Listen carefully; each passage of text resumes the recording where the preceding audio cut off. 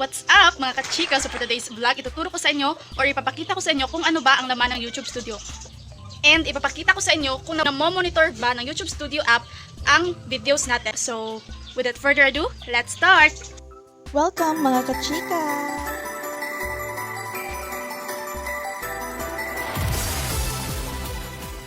Pasensya na kayo guys kung nag-iba ang ating background.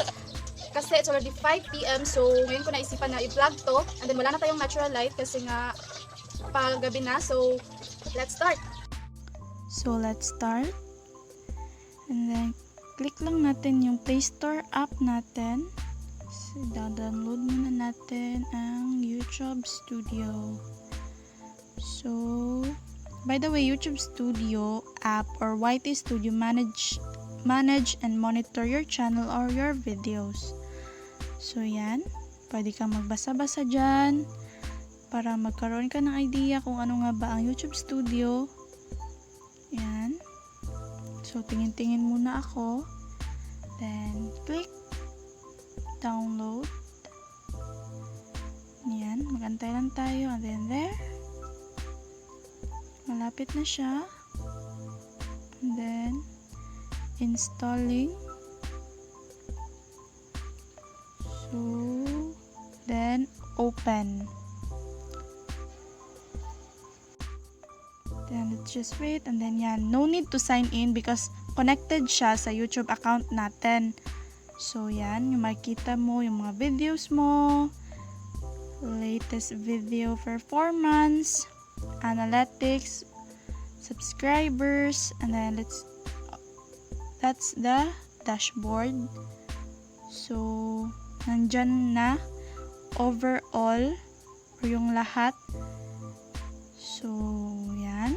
And then, pag click natin yan, nandyan yung notification. So, pag may nag-notify, may magna-number, and then yung settings. So, yan. And then, clear all ko lang. Pwede mo siyang i-clear all kung ayaw mong madaming naka-notify dyan. So, clear all mo lang. Yan, babalik sa dashboard. And then, i-click natin yung videos natin. So, yan, makikita mo lahat ng videos mo. So, yan. Nandyan lahat. So, makikita mo din yung mga views. Yan. So, napaka-easy access na lang talaga niya. The next is playlist. So, pumunta tayo sa playlist natin. So, isa lang yung playlist ko. Yung beginner's vlog. So, yan. Pag may playlist ka, of course, may lalabas dyan. So, yan. Next is comments. So, yan.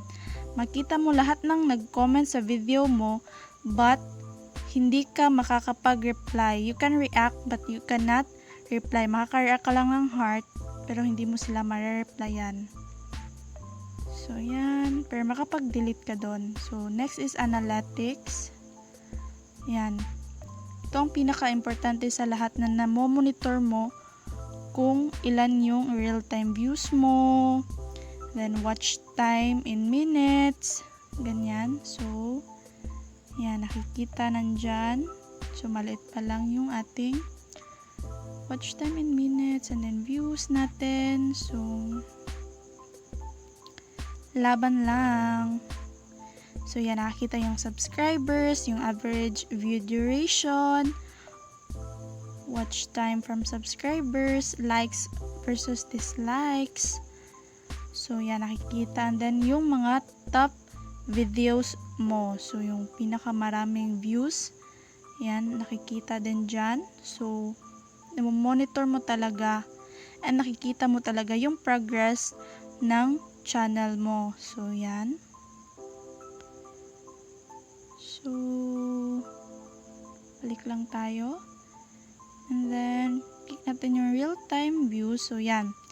Nakikita mo dyan kung sino yung mga nanonood or kung ilan yung nanood sa mga videos mo. Estimated views lang siya. So, yan. Merong time dyan and date, and then kung ilan yung nanood sa iyo. So, yan. Next is real-time views. So, yan. Information lang siya kung ilan ang nanood sa mga video mo, sa bawat videos mo. So, yan. Nandyan lahat. And then, watch time minutes. And then, nandyan din yung data. So, watch time in minutes, hindi hours. So, sobrang madami pa tayong kakainin bigas para sa 4K watch hours. So, yan. Average view duration. And then, subscribers. So, yan. Makikita mo din dyan kung anong date o anong time nag-grow yung channel mo, and then nakita mo kung ilan yung na-add sa subscribers mo. Yan. Balik tayo. Dito tayo sa discovery. So, yan. Nakikita yung impression click-through rate, traffic source type, top external sources, top YouTube search terms. So, yan. Nakikita lahat dyan. So, merong top video suggesting your content, top playlist, playing your content. Yan. Nakikita lahat dyan. Dito tayo sa expressions. So, yan. Data din siya na makikita mo ang impressions ng viewers mo. So, yan. Impressions click-through rate. So, mamonitor mo talaga kung nag-grow ba ang channel mo, kung ano ba ang impression nila sa videos mo. And then, yan. Nandyan lahat. Top videos search term. So, pangalan ko, Jubilee Notarte. 10.8%. Ganyan. Then, mga top videos. Nandito tayo sa audience. So, yan. Yan yung sinasabi ko sa mga latest vlog ko na importante na alam talaga natin yung community natin. Like, alam natin yung gender nila. So, sa akin, mostly females yung nanonood ng videos ko. So, yan.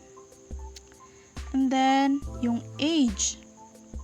So, sa video ko, 18 to 24 yung nanonood. So, nakikita nyo naman, 100%. So, yan. And then, top countries.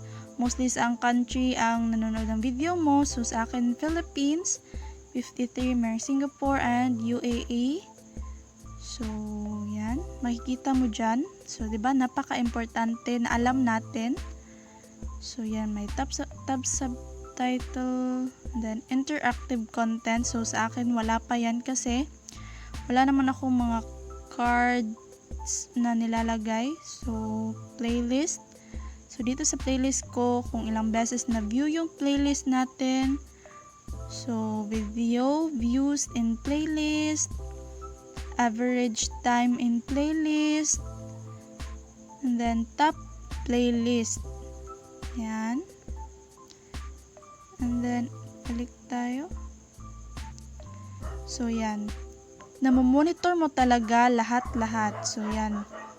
So, pag clinic naman natin yung channel natin, then lalabas, pwede ka mag-add ng account, and then settings. Yan, yan yung mga settings. And then, so yan ang laman ng YT Studio app. So, thank you guys for watching. See you to my next one. Bye!